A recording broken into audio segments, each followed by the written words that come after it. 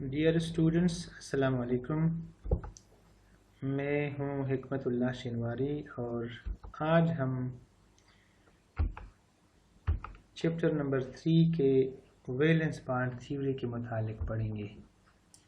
Valence bond theory का abbreviation है VBT, यानी valence bond theory. Valence bond theory was proposed by Hitler in London in 1927. This was further developed by Pauling. It is based on wave mechanical treatment of molecules. इससे मुराद ये है कि जो electron bond बनाते हैं उनको as a wave consider किया जाता है। तो यहाँ पर इलेक्ट्रॉन को एज अ पार्टिकल नहीं बल्कि एज अ वेव कंसीडर करते हैं। तो ये कहा जाता है कि दो इलेक्ट्रॉन्स आपस में जब मिलते हैं तो वो ऐसे मिलते हैं कि जैसे दो क्लाउड्स आपस में मिल जाएं और उसके नतीजे में फिर बॉन्ड की फॉर्मेशन हो जाए।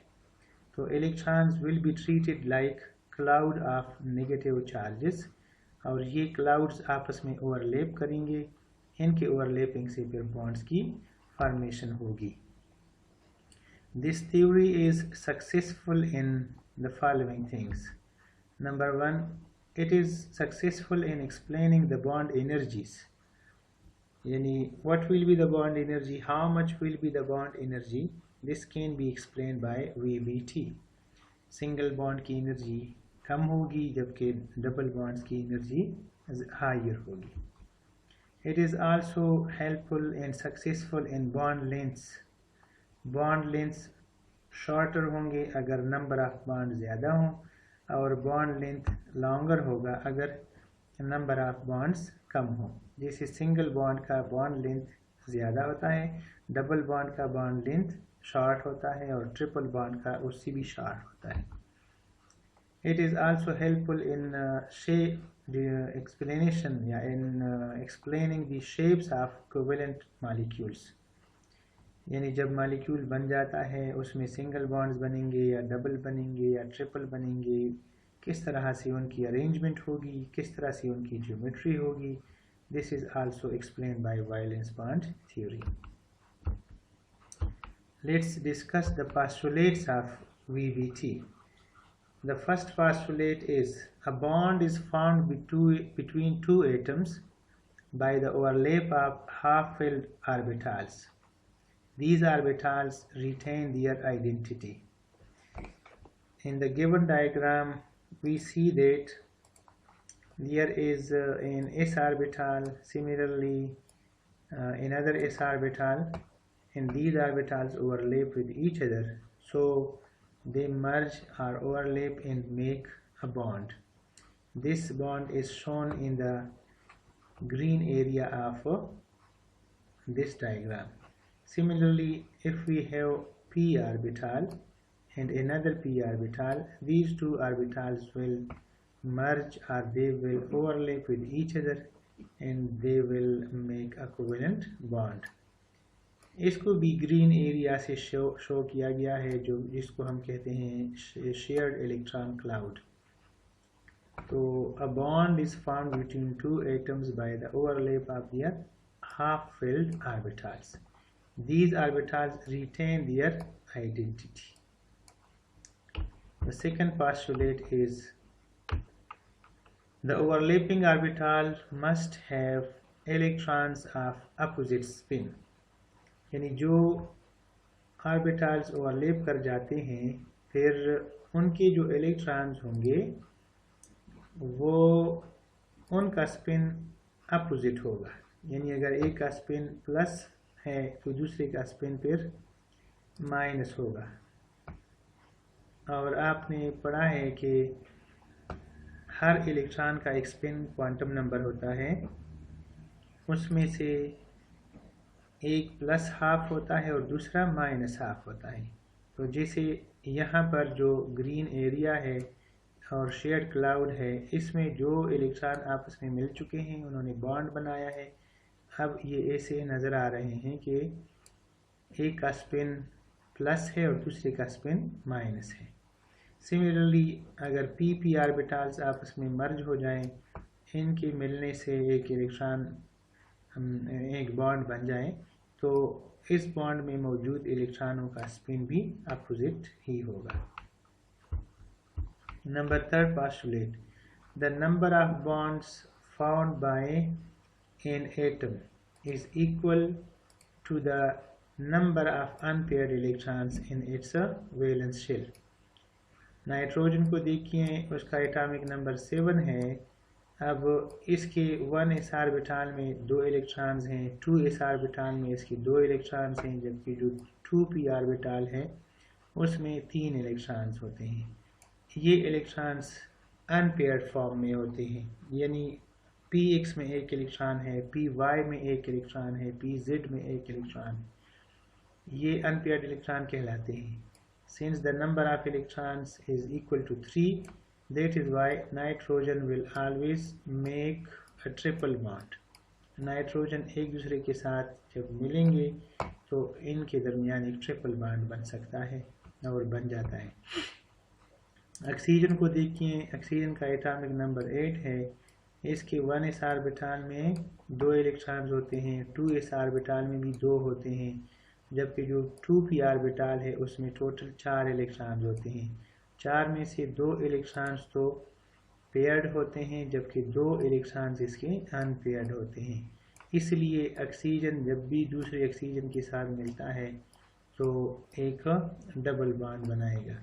सिमिलरली एक ऑक्सीजन अगर 2 हाइड्रोजनों से मिलेगा तो एक हाइड्रोजन के साथ एक बॉन्ड बना लेगा और दूसरे हाइड्रोजन के साथ दूसरा बॉन्ड बनाएगा। इसलिए the number of bonds found by oxygen atom is equal to 2 because of 2 unpaired electrons in its outermost shell और its valence shell.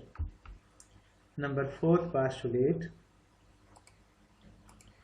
if only 2 orbitals overlap, a single bond will be formed। 2 orbitals की overlapping से single bond बनेगा या एक bond बनेगा।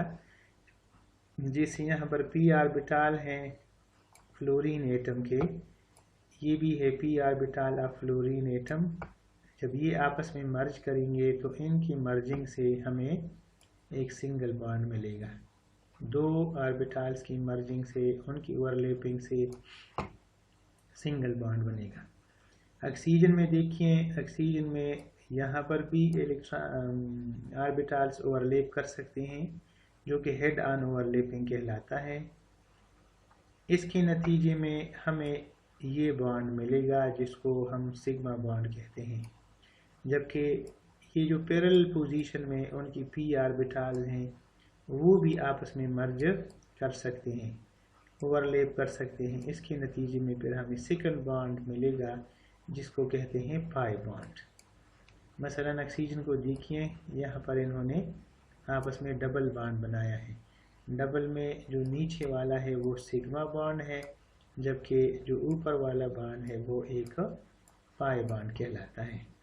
सो if only 2 orbitals overlap, a single bond is formed, but if more than 2 orbitals overlap, then multiple bonds will be formed.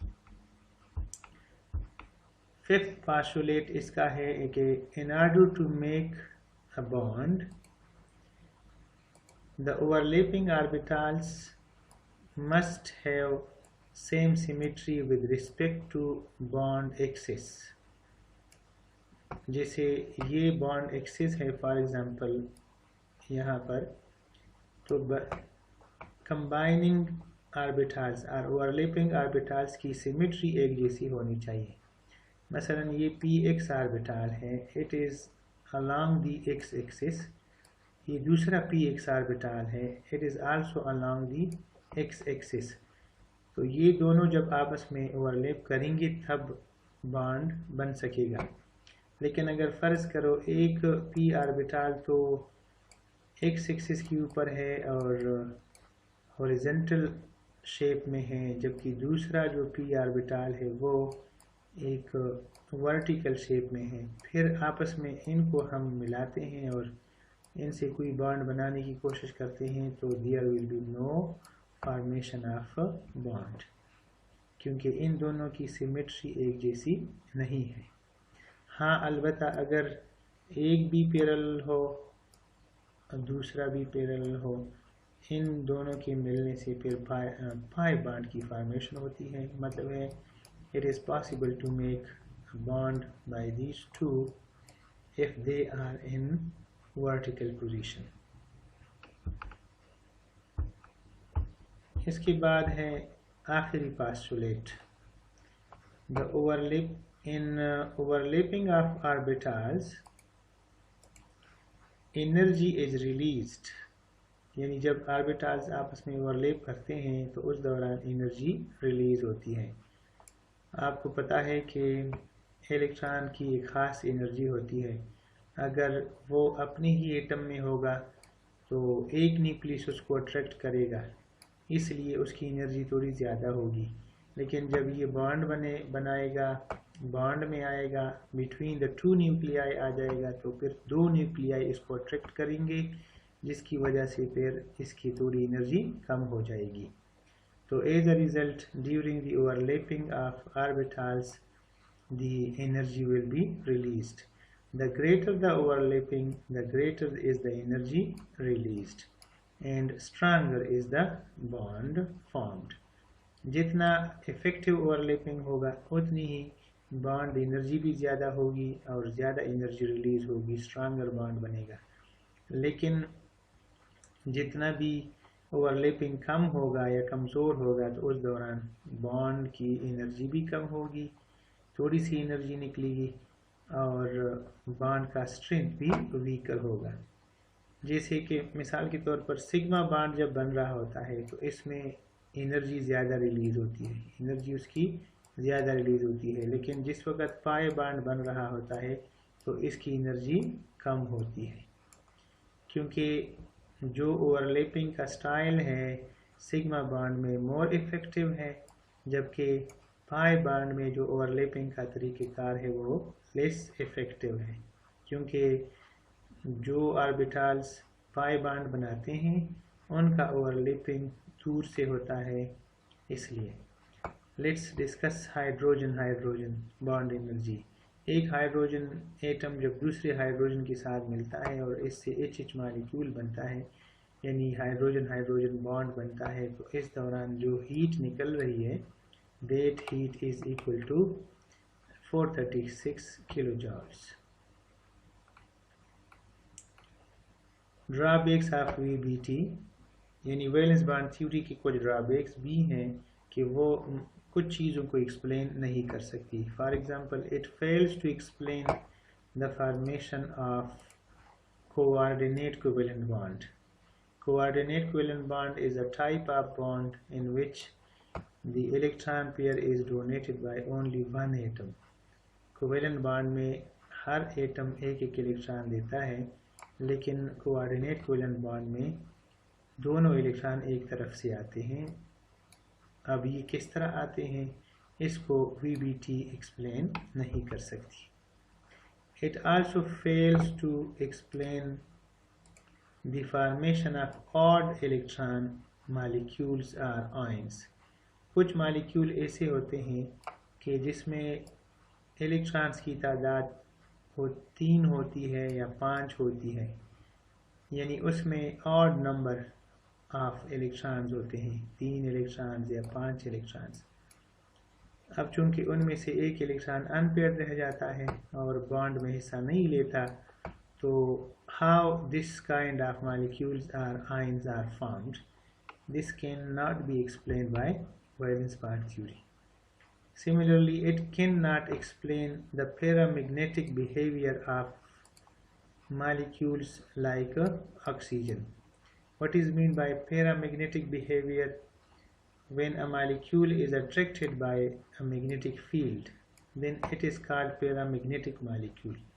Oxygen एक paramagnetic substance है, it is attracted by a magnetic field, but this behavior cannot be explained by valence bond theory. So these are the 3 drawbacks of valence bond theory which are very important.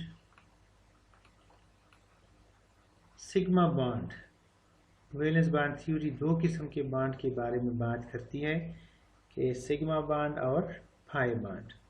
What is mean by sigma bond? Any first bond formed between two partially filled atomic orbitals is called a sigma bond.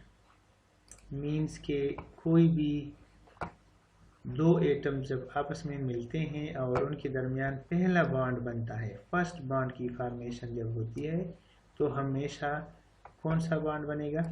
Sigma bond बनेगा. The maximum electron density is symmetrically distributed around the bond axis. यानी जो electron cloud है वो हमेशा bond axis के ऊपर होगा. For example ये इस ऑर्बिटल के साथ ओवरलैपिंग कर रहा है तो इनका जो इलेक्ट्रॉनिक क्लाउड होगा वो इसी एक्सिस के ऊपर होगा, along this axis. The probability of finding electrons is maximum in the region between the two nuclei. जो दो न्यूक्लियाई आपस में मिलते हैं और बॉन्ड बनाते हैं तो इलेक्ट्रॉन डेंसिटी सिग्मा बॉन्ड की हमेशा in between these two nuclei हुआ करती है. It is always the first bond that forms. हमने definition में भी पढ़ा है कि the first bond which is formed between two atoms is called a sigma bond. So it is always the first bond that is formed. All single bonds are sigma bonds. तमाम single bonds sigma bonds होंगे. Single bond में एक ही bond होता है लिहाजा वो sigma bond ही होगा. Its electrons are called sigma electrons, यानी इनके इलेक्ट्रॉन्स को सिग्मा इलेक्ट्रॉन कहा जाता है. Orbitals that make sigma bond are the following. s plus s orbital, यानी अगर दोनों s ऑर्बिटल्स हों तो वो बनाएंगे एक सिग्मा बॉन्ड. दूसरा है s और p ऑर्बिटल, एक s ऑर्बिटल हो दूसरा p ऑर्बिटल हो, उनके दरमियान भी सिग्मा बॉन्ड बन सकता है. और px और px ऑर्बिटल हो या py और py ऑर्बिटल हो, pz ऑर्बिटल हो तो उनके दरमियान भी सिग्मा बॉन्ड बन सकता है. लेकिन हम जनरली px को पहले कंसीडर करते हैं और ये बताते हैं कि ये दोनों जब आपस में मर्ज हो जाते हैं तो इनसे सिग्मा बॉन्ड बन जाता है. बाकी जो py और pz हैं वो फिर पाई बॉन्ड बनाया करते हैं. तो डायग्राम के अंदर इस ऑर्बिटल को इस ऑर्बिटल के साथ दिखाया गया है. ये दोनों जब आपस में मिलते हैं तो इस सिग्मा बॉन्ड बन जाता है. ये इस ऑर्बिटल है, इसको px ऑर्बिटल के साथ जब ओवरलैप किया जाता है तो इन दोनों के दरमियान भी इस p सिग्मा बॉन्ड बन जाता है. और अगर एक px ऑर्बिटल दूसरी px ऑर्बिटल के साथ मिल जाए, दोनों की सिमेट्री एक जैसी हो तो उनसे भी pp सिग्मा बॉन्ड बन जाता है. Pi bond. Pi bond, a bond that is formed between two already bonded atoms by sideways overlap of their half-filled orbitals whose axes are parallel is called pi bond. यानी ऐसा कोई भी bond जो दो already bonded atoms के दरमियान बने, sideways overlap हो जाए उनके हाफ फिल्ड ऑर्बिटल्स का और दोनों का जो एक्सिस है वो भी पैरेलल हो तो ऐसे बॉन्ड को पाई बॉन्ड कहा जाता है. जैसे यहाँ पर ये p ऑर्बिटल है, ये भी p ऑर्बिटल है, इसका जो एक्सिस है वो दोनों का आपस में पैरेलल है. मसलन आपको नज़र आ रहा है कि दोनों का एक्सिस पैरेलल है. ये जब आपस में मर्जिंग करते हैं तो इनके दरमियान बनने वाला जो बॉन्ड है उसको कहते हैं एक pi bond. The bonding orbitals must be coplanar and their axis must be parallel। जिस तरह की डिफिनेशन में डिस्कस हुआ है कि जो दो बॉन्डिंग ऑर्बिटल्स हैं दे मस्ट बी कोप्लेनर, इनका प्लेन एक जैसा होना चाहिए, and their axis must be parallel. जिस तरह ये दो आपको पी ऑर्बिटल्स नज़र आ रहे हैं, इसमें दोनों का एक्सिस पैरेलल है, इसलिए दोनों के बीच एक पाई बॉन्ड बनेगा। The electron density is located above and below the bond axis. The bond axis is called nodal plane।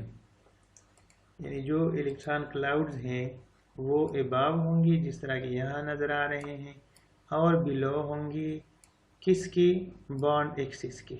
ये उनका बॉन्ड एक्सिस है। इस बॉन्ड एक्सिस को नोडल प्लेन भी कहा जाता है। नोडल प्लेन वो जगह होती है कि जहाँ पर इलेक्ट्रॉनों का कंसंट्रेशन या इलेक्ट्रॉन क्लाउड ज़ीरो होते हैं।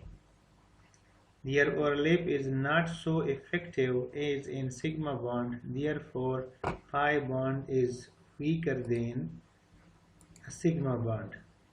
हम जानते हैं कि पाई बॉन्ड हमेशा वीकर होता है सिग्मा बॉन्ड से, तो उनकी वजह क्या है कि the overlap is not so effective. इनका ओवरलैप ज़्यादा इफ़ेक्टिव ना होने की वजह से फिर सिग्मा बॉन्ड थोड़ा सा कमज़ोर बन जाता है, और इस कमज़ोरी की वजह से इनको फिर थोड़ी सी एनर्जी रिक्वायर्ड होती है, इसलिए वो जल्दी टूटता है। तो कहते हैं कि their overlap is not so effective as in sigma bond, therefore pi bond is weaker than a sigma bond। Main features of pi bond. पहला फीचर जो पाई बॉन्ड का है वो ये है, the electron density is below and above the bond axis, that is called a noble plane। Only parallel coplanar half-filled atomic orbitals can form pi bonds। यानी वो bonds वो ऑर्बिटल्स जो कि प्योर हों, जैसे p है, x है, px या py या pz, पैरेलल हों आपस में, कोप्लेनर हों और हाफ फिल्ड हों, उनके दरमियान पाई बॉन्ड बन सकता है। In multiple bonds, all are pi bonds except one, that is sigma bond। यानी अगर दो या दो से ज़्यादा बॉन्ड्स हों जिनको मल्टीपल बॉन्ड्स कहा जाता है, तो उसमें तमाम बॉन्ड्स पाई बॉन्ड्स होंगे सिवाय एक बॉन्ड के जो कि सिग्मा बॉन्ड होगा। In case of hybridization, the unhybridized orbitals can make pi bonds। Hybridization अगर है किसी एटम के अंदर, तो जो अनहाइब्रिडाइज्ड ऑर्बिटल्स होंगे वो पाई बॉन्ड बनाएंगे, जबकि उनके जो हाइब्रिडाइज्ड ऑर्बिटल्स हैं वो हमेशा सिग्मा बॉन्ड बनाया करते हैं। This is the end of this lecture, और मैं उम्मीद करता हूँ कि इसके पढ़ने से आपको फ़ायदा होगा, इसलिए आपसे रिक्वेस्ट है कि आप इस चैनल को सब्सक्राइब करें, लाइक करें और शेयर करें। Thank you very much, thanks a lot.